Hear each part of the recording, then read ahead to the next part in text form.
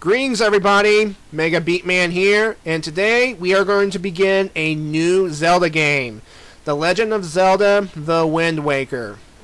Now this is the first Zelda game for the GameCube, came out around 2002-2003, and the release of this game, the development of this game has been a source of controversy, and I'll tell you about it a little later.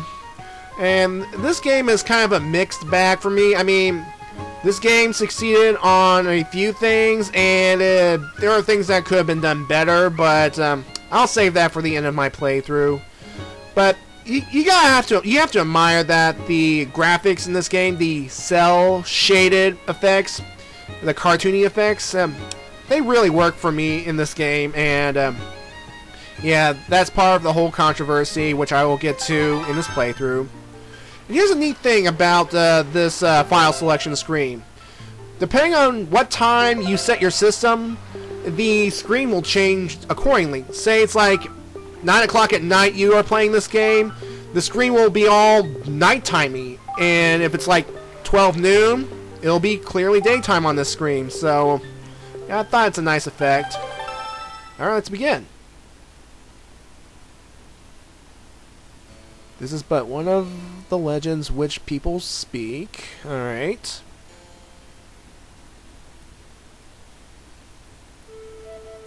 Long ago, there existed a kingdom where a golden power lay hidden.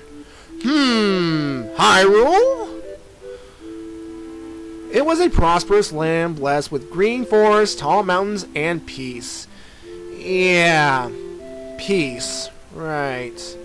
But one day a man of great evil found the golden power and took it for himself. Ganondorf.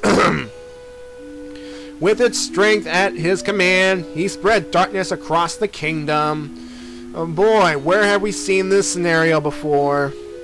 But then when all hope had died and the hour of doom seemed at hand, a young boy clothed in green appeared as if from nowhere. Yeah, familiar theme in the background, the main Zelda theme. Wielding the blade of evil's bane, he sealed the Dark One away and gave the land light. Oh, goody! This boy who traveled through time and saved the land was known as the Hero of Time. Yeah, folks, this is pretty much a brief summarization of the events of Ocarina of Time.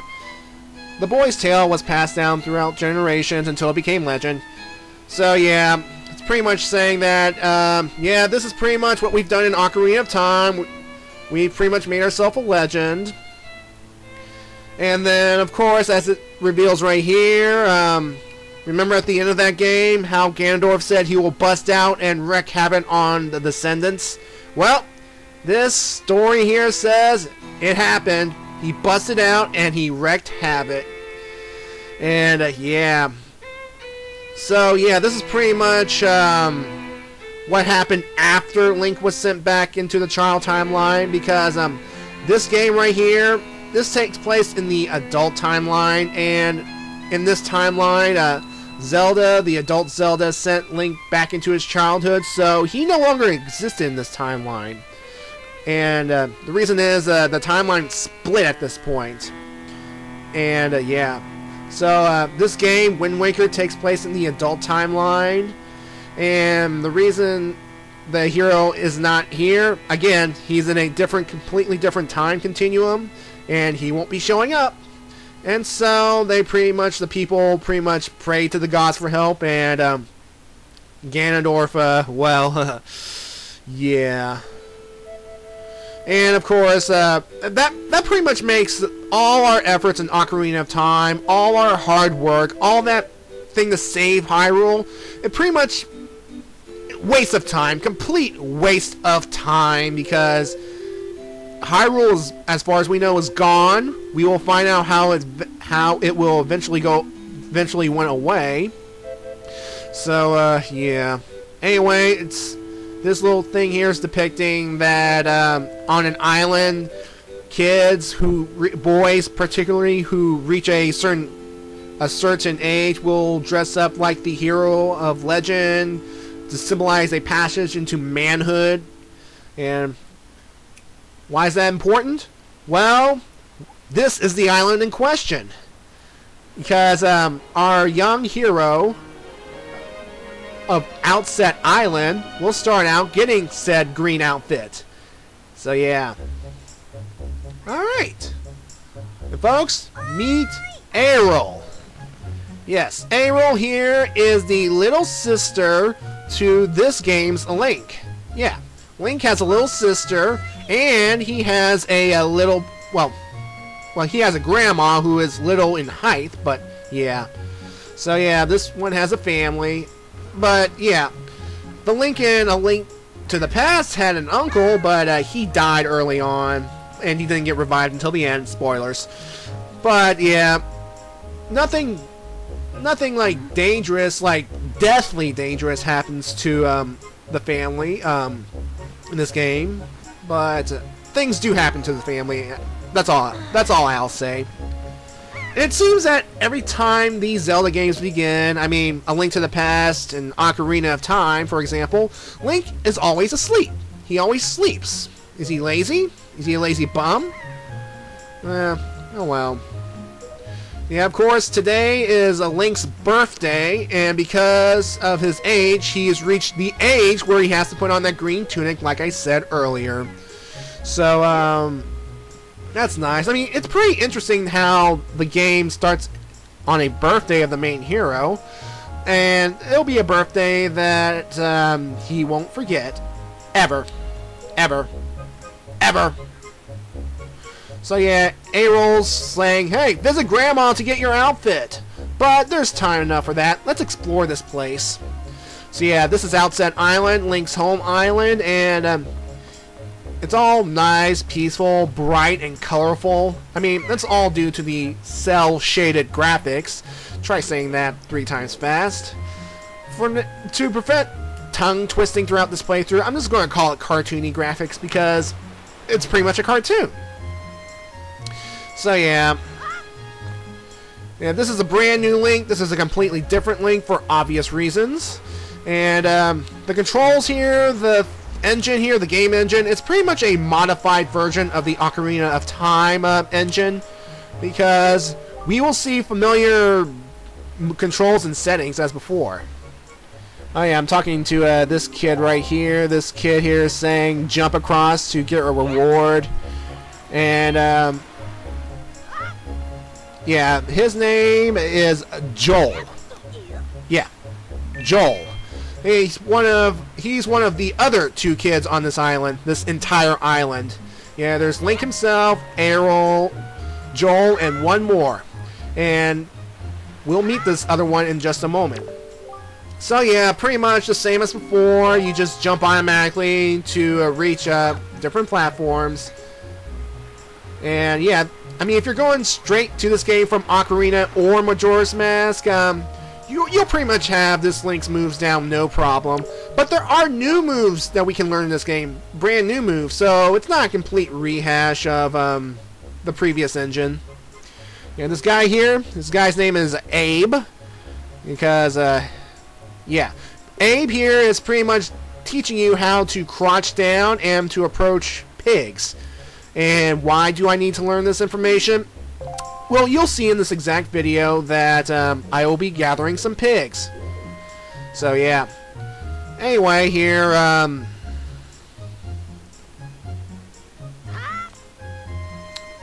this lady right here with the pot on her head, her name is Subel, and she pretty much tells you how to pick up items and how you can carry items across.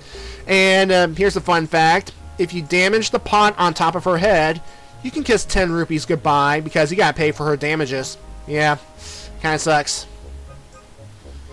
Yeah, it's pretty much explaining how you can pick up pots, which you can, again, it's a similar. This is the other kid. His name is Zill. He is brother of Joel, but because of that whole snot coming out of his nose, I'm going to call him Snotty.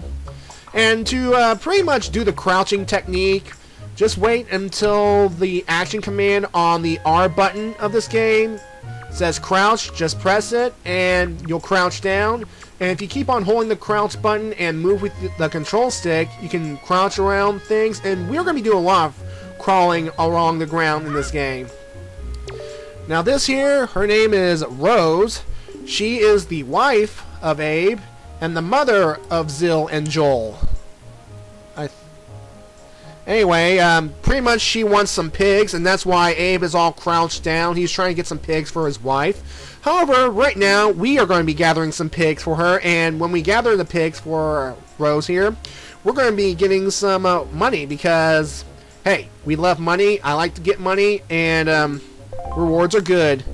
So basically, what we're going to do is we're going to use our crouching ability, our ability to crawl on the ground, to sneak up on the pigs, because if we just run straight at them, they will run away squealing, and we want to be friendly with the pigs. We want to get close enough so that we can grab them and deliver it to them.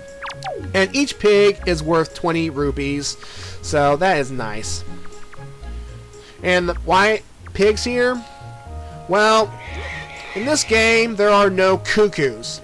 Now, if you do not know what I'm talking about, cuckoos are the chickens that appear in many Zelda games. Basically, you grab one, and while you're holding on to one, you can use it to glide down to certain platforms. And here's the thing. If you attack cuckoos too many times, if you slash them with your sword or any other weapon, the cuckoo will summon its brethren, and the brethren will come in and try and attack you, and get this, they can actually kill you. It is possible to die from cuckoo attacks. Now, because we have pigs in this game, if we attack a pig, the pig will squeal for its brethren, and they will attack you, just like the cuckoos. So, yeah, you can die by pig attack, if possible, if you do not run away fast enough. Oh yeah, this big-headed guy, his name is Sturgeon. Yeah, Sturgeon. Yeah, he's pretty much the brains of the outfit, one of two brothers, elderly brothers who live on this island.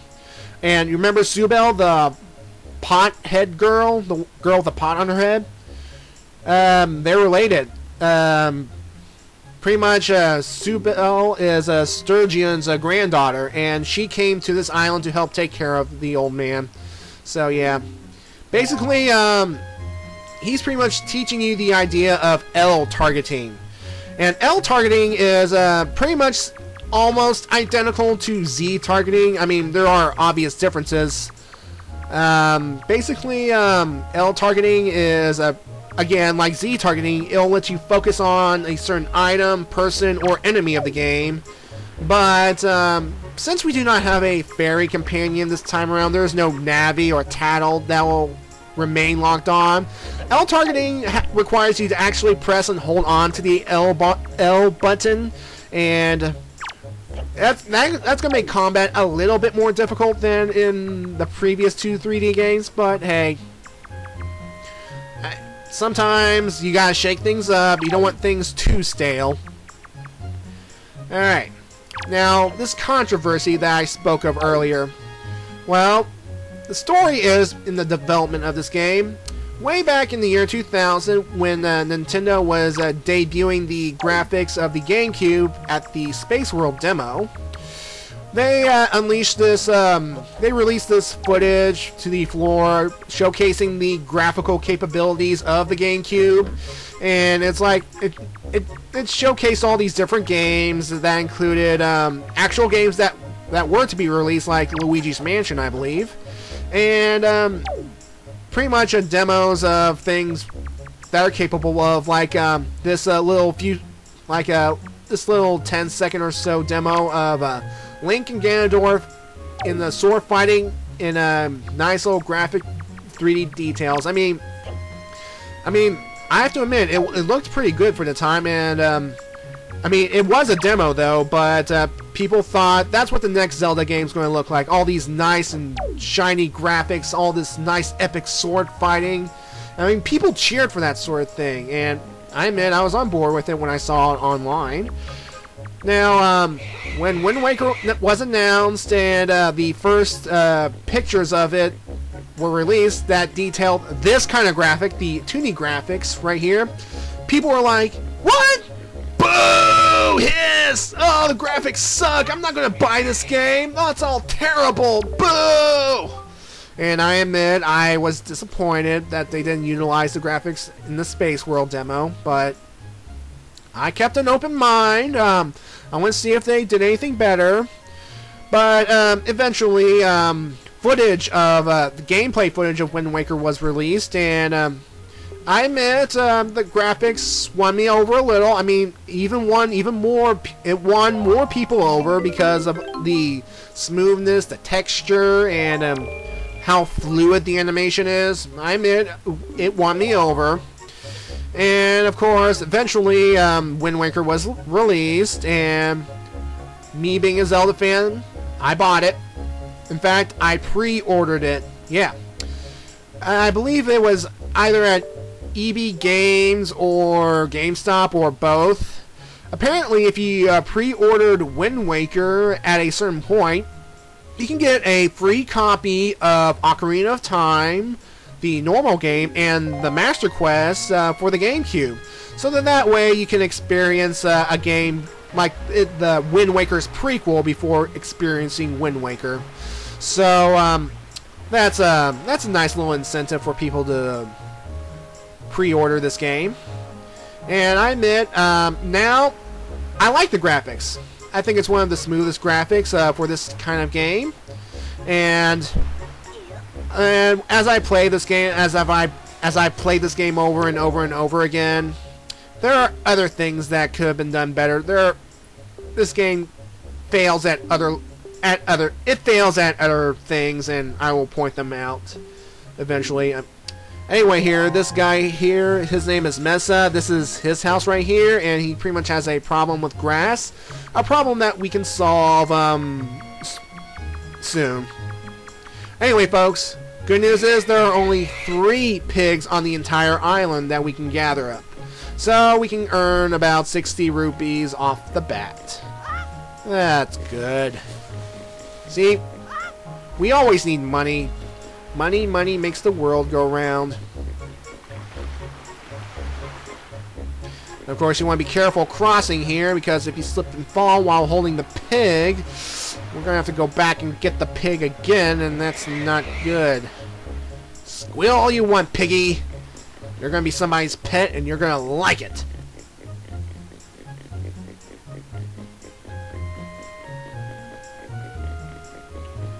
Alright.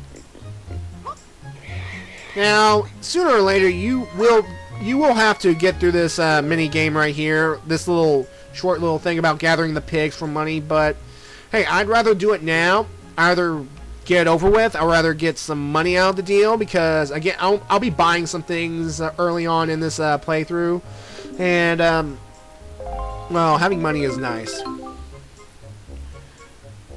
right.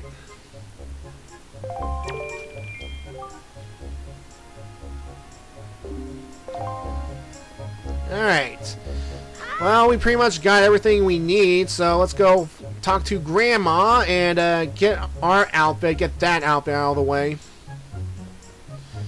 And, of course, Snotty likes to follow you around because you're a big guy and he looks up to you.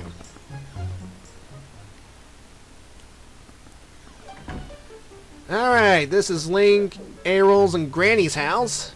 So, Grandma was actually in the upper area of the house, and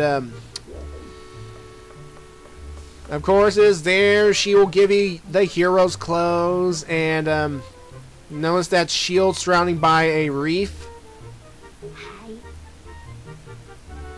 And notice that the voice acting, as it is called, of course, voice acting in the Zelda game being more grunts, groans, laughs, and highs, and all that stuff.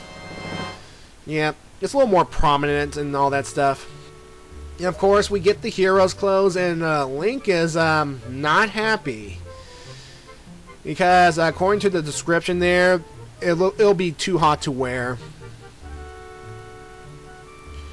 Yeah, but according to Grandma, she says you only have to wear them for one day. Spoilers, we're going to wear them throughout the entire game. So, Link, you better get comfy. Get comfy.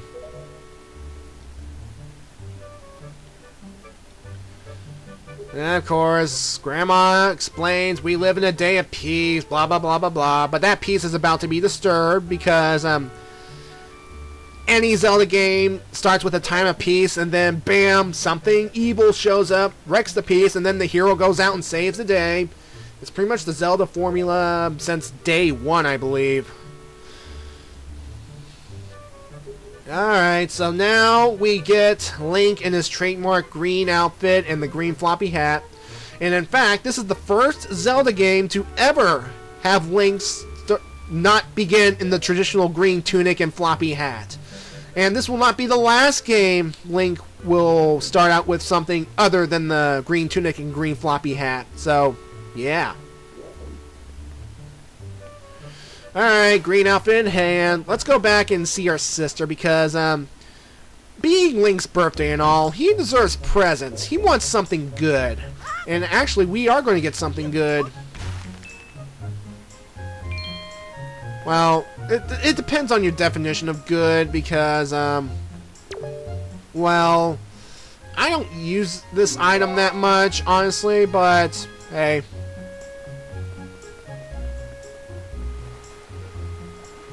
Oh, here's another thing to point out. If you can hear the music over my commentary, make sure you listen to the background music of this island well, because here's a little hint. After a major event happens, the music will change. I repeat, the music will change. So I'll just let you listen to it for a little bit.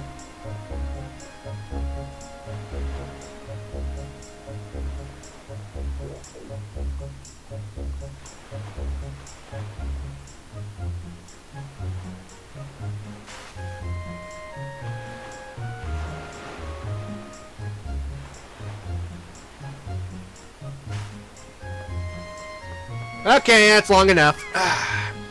Anyway, go back here to Aerol's lookout, as she calls it, and pretty much Aerol likes to play with seagulls. I like to point that fact out for her later on.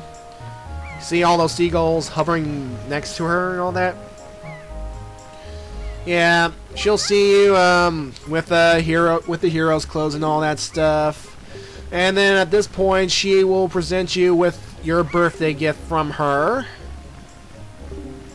As soon as she comments on your clothes, which you have to wear for the rest of the game, that is. And her treasured possession is the telescope. Yes. Her most precious possession. Now it's one of our first items in the game, and for the items in this game, because we are using a GameCube controller from this point on, the GameCube item select buttons are X, Y, and Z, and they pretty much operate just like the assigned C button items of the Nintendo 64 days. So yeah, just assign the telescope to one of the buttons, and we're gonna test it out. And as we can see here, there's this bird man here next to the red post box. Now this guy here, this is a Rito. This Rito here is, we're going to get to know more about these creatures. We're going to get to know more about his race later on. And as you can see here, we're just testing the zoom feature of the telescope, because the thing is, as soon as we zoom in close enough, very close to the Rito here, he will start acting all panic-like, and then Aerol will point out that you have to look up into the sky because something is about to happen. See, there's this big old bird right here, and it is carrying a girl. And are those cannonballs coming from a pirate ship? Yeah, we have pirates in this game, folks. Because, yeah, it looks like a vast open sea that's beyond the island, so yeah. And of course, they obviously want the girl back and one cannonball actually makes contact. That's gotta hurt. And there goes the girl straight into the woods.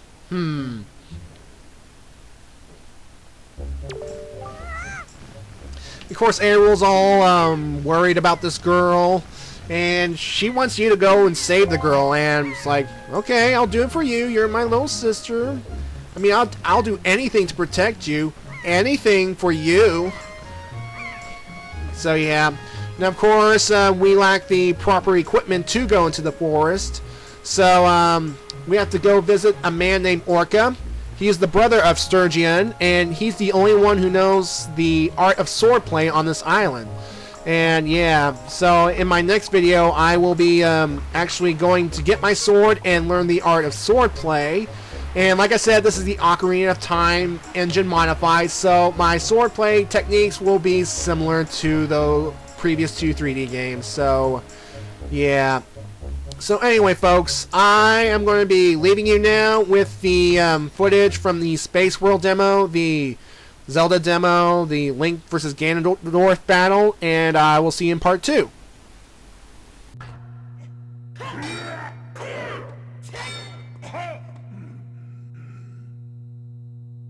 Yeah.